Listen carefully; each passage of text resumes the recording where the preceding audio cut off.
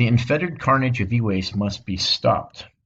Whether you realize it or not, everyone contributes to the e-waste stream every time they discard an old battery, throw out an old computer, or trash an old cell phone.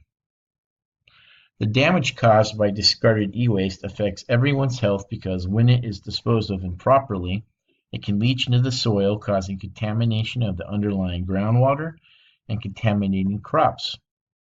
These crops are then ingested orally, leading to many health problems in people around the world. The environment is contaminated by e-waste through the air, water, and soil via microorganisms, chemicals, toxic substances, and wastewater.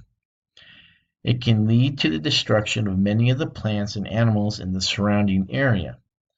This environmental damage can have serious ramifications that can last for decades. And finally, there is the waste of precious resources that are discarded yearly in e-waste landfills. Metals, such as gold, copper, iron, and aluminum, and even plastics, are thrown away every year.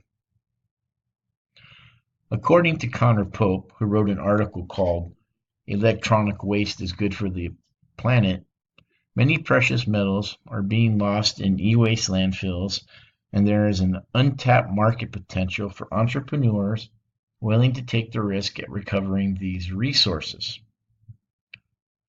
This type of work has been coined urban mining, and in many terms, there is billions of dollars to be made for entrepreneurs willing to take the risks.